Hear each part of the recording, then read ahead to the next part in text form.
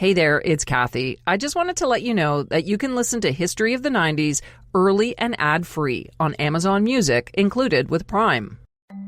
Tabloid TV was born and raised in the 90s. And if shows like Hard Copy, A Current Affair, and Inside Edition chose to shine the spotlight on you, it didn't matter whether you were guilty or innocent. Your life was on display, and the court of public opinion could seal your fate. It was a down and dirty style of pseudo-journalism, the likes of which we'd never seen. And in every case, nearly the exact same sequence of events. A crime was committed, news vans would show up, camp out for days in front of a courthouse or the front lawn of anyone connected to the case. They would incessantly hound and chase the main characters, pay cash for tapes and diaries, and then they would even dig through trash for any scrap of information. High drama was on display, and we couldn't get enough. The story of a 17-year-old girl charged with shooting the wife of her much older ex-lover would have been a blip on local news. But with the dawn of tabloid TV, it was catapulted to prime time and captivated a nation. I'm Kathy Kenzora, and this is the History of the 90s, a podcast about a decade that changed the world. And on this episode, tabloid TV and the Long Island Lolita. On May 19th, 1992, a senior at Kennedy High School in Merrick, New York, went to see the school nurse, claiming she was sick. She was given a pass to leave school early. Instead of going home, the girl had a male friend drive her to a modern waterfront home in Massapequa, New York. This was the home of her 36-year-old lover, his wife, and his 2 children. The doorbell rang just after 11 a.m. Standing on the front porch, wearing cutoff jeans and a t-shirt, was an attractive teenage girl, and she wanted to talk. The wife, a petite, blonde, 37-year-old stay-at-home mom, stood in the doorway. She was confused. The girl told her that her husband had been having an affair with her younger sister. As the 2 women leaned on opposite railings of the front porch on Long Island's South Shore, the teen held up an extra-large t-shirt from the auto body shop the husband ran as proof of the affair. But the girl was lying. She didn't have a younger sister. She was the one having the affair. The wife kept her composure and told the girl she didn't believe her, and she turned to go back inside the house. She wanted to call her husband and clear everything up. She didn't make it through the front door. With a loaded .25 caliber pistol in her hand, the teenager hit the wife in the back of the head. She went to hit her again, and that's when the gun went off. The wife fell on top of the high school senior. The teenager pushed her off and ran back to the waiting Thunderbird.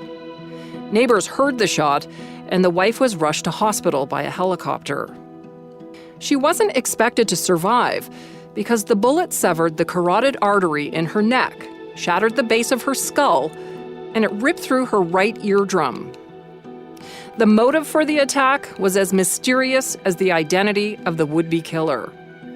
But after 8 hours of surgery, and in a surprise to everyone, the wife woke up. She described her attacker to police. Detectives relayed the information to her husband.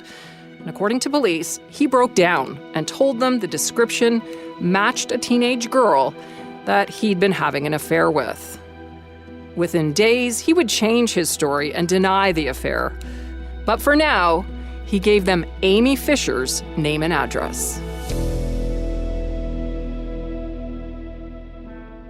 Police told the media that Joey Buttafuco had met Amy Fisher when she was 16.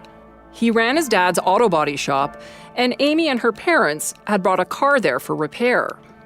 36-year-old Joey, who usually dressed in tight jeans with a massive belt buckle and pointed snakeskin cowboy boots, had a big, huge head of curly brown hair and the physique of an out-of-shape bodybuilder. Detectives believe that Amy shot Mary Jo Buttafuco because Joey had wanted to end their 18-month relationship. They said that for Amy, it was a near-fatal attraction. Amy was arrested at her parents' home, and she was charged with attempted murder, illegal possession of a weapon, and several assault charges. The incident didn't make the news for 4 days, and even then, it received only a bit of attention. But slowly, over the next few weeks, the shooting of Mary Jo Buttafuco ignited the media. It was the New York tabloid newspaper, The Daily News, that actually labeled the teen the Long Island Lolita.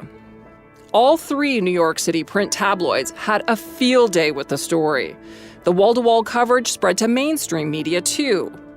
You're familiar with this style of newspaper. You know, the ones like the National Enquirer, which often have an emphasis on sensational crime stories, astrology, celebrity gossip, and television. This type of media coverage was pretty common in the 90s. Just think, Lorena Bobbitt, Tanya Harding, Anna Nicole, and Pam Anderson. One thing I want to stress about virtually all of these 90s tabloidy stories that we're talking about is that in the grand scheme of things, they're inconsequential vis-a-vis their effects on the lives of most of us. That's David Camp. He's a Vanity Fair contributing editor and has profiled such monumental figures as Johnny Cash, Sly Stone, and John Hughes. In 1999, he wrote about this type of coverage. He called it the tabloid decade. Stories today about climate change or stories in the 90s about the savings and loan crisis, those things, even though they might seem boring, they really affect everyone's lives. Whereas these stories were inconsequential in that they really didn't affect us at all, except we became obsessed with them in a way that, previous consumers of media, previous ordinary Americans were not so consumed. For him, media coverage started to go downhill with the arrest of Paul Reubens in 1991. The actor who played Pee-wee Herman was picked up for indecent exposure, and tabloid media went crazy over the story. Camp believes there was something so weirdly out of proportion in the coverage of that case. It was such a victimless crime. The unlikable actor with a weird kiddie show persona is arrested for indecent exposure in a porn theater. It's kind of funny. I can see the irony of it, or just the frisson of ridiculousness of, hey, that's a funny story. But then it became this prolonged, multi-day or multi-week story, with the mugshot being irresistible, I guess, because he didn't look like Pee-wee Herman. He had long hair and a goatee, and this guy you think of as this goofy, smiling person suddenly has this baleful, sad look on his face. It was just so disproportionate to the importance of the story, which became kind of the model for all the stories that followed. In the Amy Fisher case, the Daily News in New York ran the story on the front page for more than 10 days straight when it first broke. She was depicted as an obsessed, out-of-control teen who decided if she couldn't have Joey, no one else could. Her parents hired lawyer Eric Nyberg to handle Amy's case. Nyberg would later become part of the reason the story stayed in the news. But initially, he seemed like he was looking out for his client's best interest. Nyberg finally said what we were all thinking. What the heck was a 36-year-old man doing with a 17-year-old girl? The media had painted Amy as an obsessed teen, but shouldn't Joey have some responsibility in the shooting too? Regardless of what happened, he had taken advantage of a minor. With her face hidden by her long red hair, 17-year-old Amy Fisher declined to answer questions while being taken to court for arraignment. It will soon be up to a jury to decide what story to believe about Amy Fisher, whether she is an attempted murderer, as the prosecutors say, or a victim, as her defense attorney maintains. Joseph Buttafuco remained tight-lipped today, declining to comment on allegations he was having an affair with Amy Fisher.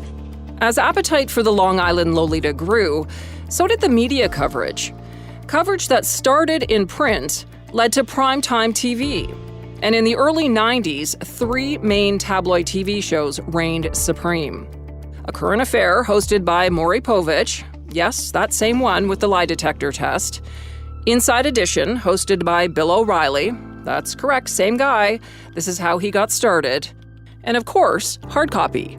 These were all programs that started in the late 80s that kind of reached critical mass in the early 90s. They were tabloid TV shows, and they were basically infotainment shows that were sort of like news feature shows, but they weren't like classy shows like 60 Minutes. They were much more akin to reading a tabloid newspaper, and not even like a big city New York Post newspaper, more like reading the Globe or the Inquirer or a supermarket tabloid. Hard copy was the first to get an exclusive interview in the Amy Fisher story. 8 days after the shooting, Hard Copy ran an interview with Amy's classmate and friend. The girl, who was only identified as Jennifer, said that Amy had confided in her about the relationship with Joey. She said that Amy had spent time with his 2 children, who called her Aunt Amy, and that Joey was going to leave Mary Jo. Jennifer also said that Amy's parents knew about the affair. Some of the details that Jennifer provided were pretty salacious. But what happened next, well, it blew that interview right out of the water.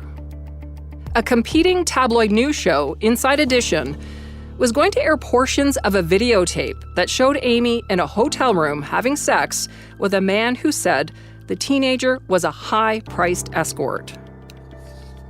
The unidentified man said he had 3 dates with Amy, and he secretly videotaped the second encounter. He sold the tape to Inside Edition for $7,500. The tape, which became known as the Lolita tape, was peddled by Inside Edition to reporters before it was played on the show. This led to extensive coverage in newspapers and other media outlets before it even aired. This could have been a huge ratings boom for Fox, but there was one small glitch. Inside Edition was scooped by Hard Copy, the same show that interviewed Amy's classmate Jennifer. On the day Inside Edition was scheduled to air the tape, Hard Copy ran a portion of the tape on their show, which aired a half hour before Inside Edition. Inside Edition producers were furious and accused Hard Copy of stealing the video by picking it up from a satellite signal. There was a feeding frenzy for this story, and it seemed profit over product was the key for the tabloids. Amy Fisher was composed when she walked into court. She is presumed innocent, Your Honor. As the media frenzy increased, so did the drama in the courtroom.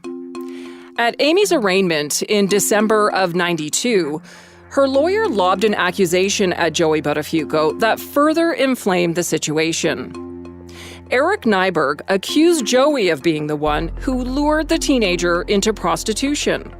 He said it was Joey who took advantage of her innocence. This was in court. So let's take a minute here to catch up. A teenager shot a woman in the face because she was having an affair with her husband. And in her defense, her lawyer accuses the man of luring the girl into prostitution. This was a sign of the times. The prosecutor, Fred Klein, was having none of it. He said that describing Fisher as a normal teen was like describing mafia boss John Gotti as a normal businessman. Klein argued that the Buttafucos were petrified that if the judge set Amy free, she might try to finish off Mary Jo. The judge set the bail at $2 million. That's an extremely high figure in any case, but for this one, it seemed downright excessive. In fact, it was the highest bail for attempted murder in the history of Nassau County, where the crime took place. In comparison, the bail for an accused murderer at the same time was set at $250,000. You have to wonder if the media coverage somehow played into the judge's decision. Either way, there was no chance that her parents, who ran a small upholstery shop, could ever afford that kind of money. Amy's lawyer, though, came up with a very creative solution. In a televised interview, he announced that he would give exclusive access to Amy Fisher and her story to any TV or movie producers who were willing to post her bail. Now, just so we're all clear here, most major news organizations don't usually engage in checkbook journalism, paying for news stories. But the feeding frenzy was intense. And this was uncharted territory. So really, anything was possible. In the meantime, Joey Buttafuco seemed to go on his own publicity campaign after the bail hearing. Up until that point, Joey had pretty much shunned the media, but suddenly he began to embrace the spotlight. The man who was known for bombing around town in his white Cadillac or roaring across the bay in a speedboat called Double Trouble started to hold court with the reporters camped outside his house. Joey brought them sandwiches and talked at length about the situation. He said he loved his wife, and he denied being Amy's pimp. Hey, Gary, is Joey Buttafuco calling in? This is fascinating. Oh, that was another thing. Then Joey took it up a notch. He unexpectedly called the Howard Stern radio show, and for 10 minutes, he chatted and joked around with Stern. Stern asked Joey how Mary Jo was doing. Joey said she was doing a bit better, and he seemed to kind of brag or complain that he was looking after his wife and running the household while she was recovering from her near-death experience. Stern jokingly said, "When she realizes you were cheating on her, she is going to kill you." Joey laughed and said, "Howard, I wasn't cheating on my wife. I'm faithful to my wife." Joey said in his Long Island accent, "I've been dying to be with a 37-year-old girl all my life. I finally got one. What the hell am I going to go back with a 16 or 17-year-old throwback?" Joey's own lawyer reprimanded him in the media for going on Stern, and he ordered him to stop talking to the press. But Joey didn't stop, and eventually the lawyer quit the case. As the weeks dragged on, Amy's lawyer seemed to be having trouble securing a deal with Hollywood producers, so Amy remained behind bars. While in jail, Amy was given a tutor who helped her prepare for her final exams so she could graduate on schedule from high school. Yes, let's remember that at the center of this media storm was a teenage girl.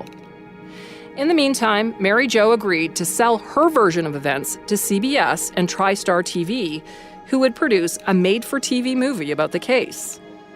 Mary Jo's lawyer held a news conference and said that his client would be paid several $100,000, and she needed that money to pay for her mounting medical bills. Mary Jo had been left partially paralyzed from the shooting. She had blurred vision and hearing loss, and she needed ongoing therapy. The day after Mary Jo's TV deal was announced, came news that Amy had also signed a deal to sell her story. KLM Productions from Long Island paid $80,000 in non-refundable cash to help secure Amy's bond. The rest of the money was raised, and Amy was released. But before that happened, the judge warned Amy to stay away from the Buttafucos. Do not contact them in any way. The Buttafucos were furious. They tried to have Amy's bail revoked, arguing that Amy shouldn't be allowed to profit from her crime. You see, the U.S. has the Son of Sam law, which explicitly prevents criminals from selling their stories. But the judge pointed out that law was for convicted felons, and since Amy hadn't been convicted yet, it didn't apply. So Amy was allowed to remain on bail. Television crews and newspaper photographers set up camp outside her house. Amy mostly stayed inside, though, watching TV and playing with her dog. Behind the scenes, things were busy for Amy's lawyer. He was negotiating a plea agreement with prosecutors, and he got one. Amy would plead guilty to one count of reckless assault, which carried a sentence of 5 to 15 years. In exchange, the prosecutor promised to consider statutory rape charges against Joey. When Amy appeared in court to plead guilty, she seemed somewhat contrite, but she continued to insist that the shooting was an accident. Her parents sat in the front row as Amy told a hushed courtroom about the day she shot Mary Jo Buttafuco. The judge set a sentencing date for December 1st, 1992. Normally, this is the point in a news story when reporters would start packing up and heading home. The case seemed like it was pretty much over. The only thing left was sentencing. But another bombshell was dropped the very next day. And once again, it was lobbed by tabloid TV show Hard Copy.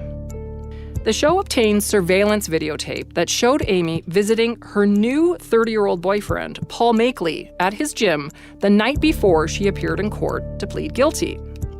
He was allegedly paid $10,000 for the video. She could be heard asking Makeley to marry her so they could have conjugal visits while she was in prison. Then she told Makeley that she liked all the publicity she'd been getting because she can make a lot of money from it. Amy said, "If I have to go through all the pain and suffering, I'm getting a Ferrari." The release of the video destroyed Amy. According to her lawyer, she attempted suicide 2 times over the next 2 days, and she had to be admitted to a psych ward. The media's unrelenting coverage of the story and the public's insatiable appetite for every gritty detail had finally taken its toll on the teenager. And sadly, there was more to come. While she was in hospital, Hard Copy in a 1-2 punch released another tape featuring Amy. This one was an audio tape that she had sent to her boyfriend, Paul Makeley. On it, she said that her father did terrible things to her and her mother looked the other way. She never really elaborated on what those terrible things were. The reporter who acquired the video and audio tapes told the media that he didn't feel responsible in any way for Amy's mental state and attempted suicides. And an executive producer from Hard Copy said our obligation has been and remains to cover the story as best we can and present the truth as we find it. David Camp, the Vanity Fair editor we heard from earlier, believes tabloid TV shows changed the way society consumed tabloid news. Because it was so available on regular TV for every American, the tabloid sensibility spread much further than it ever had. It used to be more of an urban phenomenon where people, people in big cities would pick up their big city tabloids. It used to be more elective, meaning you had to choose to put down money to buy a tabloid. Now all you had to do was turn on your TV and it was there, and suddenly you were in tabloid world. So everyone saw and heard these new tapes, and it was more than just embarrassing for Amy. It also had legal implications. The prosecutor announced in court that he was dropping the investigation into Joey Buttafuco because Amy was an unreliable witness. I have seen the entire videotape, Judge. That conversation demonstrates an attitude on the part of this defendant that was so arrogant, perverted, and revolting that I would never put her on the witness stand under those circumstances. Amy's defense lawyer, Eric Nyberg, said the prosecutor had betrayed their trust. To him, it sent a message to all parents that if you have a 16-year-old daughter, it's okay for a man twice her age to use her for his own sexual gratification. On sentencing day, there were long lines of people hoping to get a seat inside the courtroom. As each of the main characters in this drama made their way into court, they had to push their way through a sea of cameramen, photographers, and reporters from as far away as Japan, France, and Puerto Rico. Before the judge handed down his sentence, Amy apologized to the court for what she did. Leaning against her lawyer with tears in her eyes, she said she wished she could take it all back. When she was done talking, the judge ripped into Amy for what she did. For many months, you had stalked Mary Jo Buttafuco like a wild animal stalks its prey. Motivated by lust and passion, you were a walking stick of dynamite with the fuse lit. The judge sentenced Amy to between 5 and 15 years in prison. Amy's mom burst into tears as the now 18-year-old was led handcuffed from the courtroom. Mary Jo was also in court that day. It was the first time she had seen Amy since the shooting. She was given an opportunity to make a statement. My 2 beautiful children are having a difficult time leaving me alone. They are afraid I might not be there when they get home from school. They have been severely traumatized by this event, and this, to me, is the greatest tragedy of all. All this damage by someone who still shows absolutely no remorse for her actions. More than a dozen of Mary Jo's family members were in the courtroom to show their support. But Joey Buttafuco didn't attend the sentencing, At a news conference later that day, he continued to deny having an affair with Amy. Amy Fisher is a liar and has zero credibility. She knows that. I know she's a liar. I know she has no credibility. A year later, the prosecutor started looking into Joey again after one of his former employees came forward to say that Joey had bragged about having sex with Amy when she was 16. An investigation proved that he had, and he was charged with nearly 20 offenses. But as part of a plea agreement, Joey finally admitted to having sex with the underage teen and pleaded guilty to just one count of statutory rape. Joey's sentencing hearing was no different than any other part of this story. The media circus reassembled outside the courthouse where it was taking place. No fewer than 14 satellite trucks lined the streets. Dozens of reporters, including Geraldo Rivera, attended. Many outlets carried the hearing live. A New York Times article about the hearing said the case had graduated from a media event to a full-scale public spectacle. Someone was even selling Joey Buttafuco t-shirts, and crowds applauded every time Geraldo walked by. Joey Buttafuco was fined $5,000 and he was sentenced to 6 months in jail. He spent just 4 months behind bars.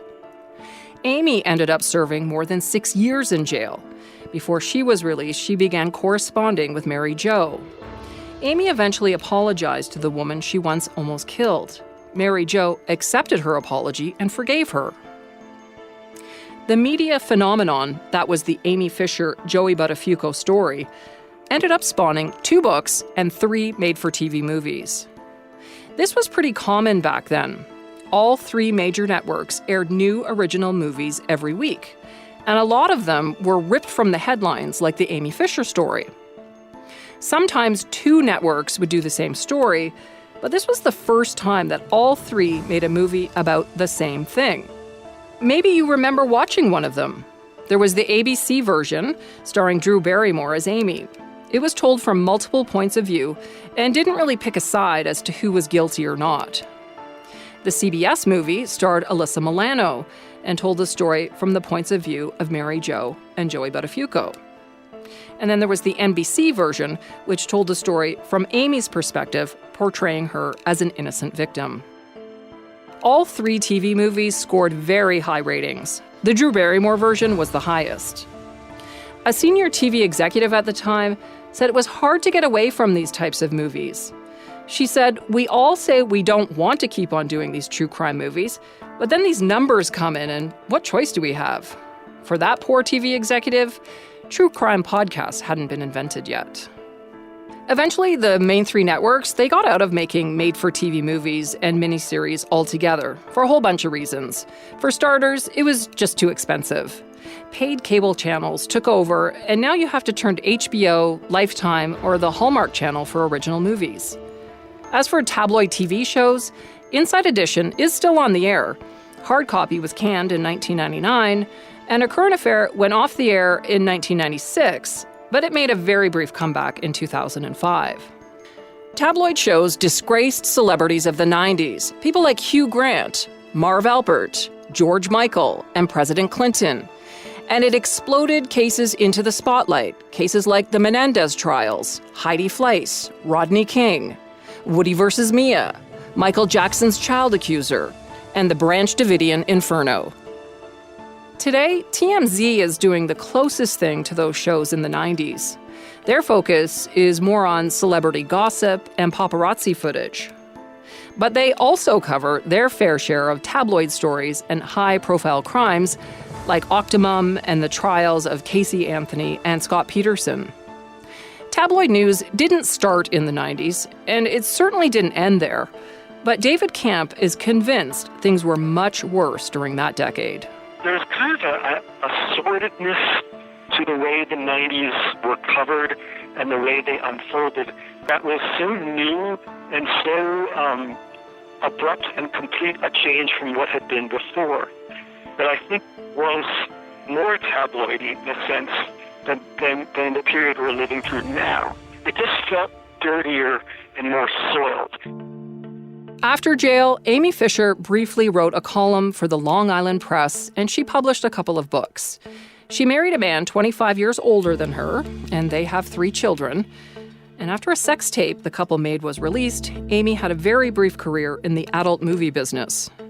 They eventually got divorced, and Amy has moved back to Long Island with their kids. Amy has done a bunch of TV appearances, including a celebrity boxing match with the Octomom, and she has even appeared on shows with the Buttafucos.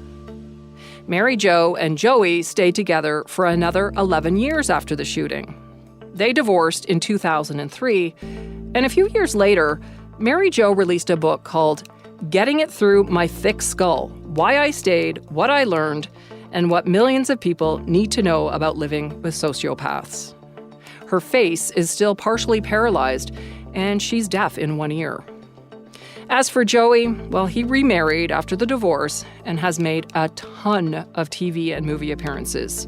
He's refusing to let go of his 15 minutes of fame. Thanks for joining me on this journey through the tabloid decade. If you haven't already, make sure to subscribe so you never miss an episode. And while you're there, don't forget to rate and review us. It helps us spread the word and get more people to find the podcast. We're available for free at Apple Podcasts, Spotify, Google Podcasts, and everywhere else you get your streaming audio. You can also listen at curiouscast.ca. Be sure to check out the show notes for more information about what you heard today and links to all our guests. If you want to reach out to me, you can find me on Twitter at 1990s History, Facebook, and you can email me at 90s@curiouscast.ca. That's 90s@curiouscast.ca. This show is hosted and co-written by me, Kathy Kenzora, and Dila Velasquez, our producer. Sound design and final production is by Rob Johnston. See you next time for more History of the 90s.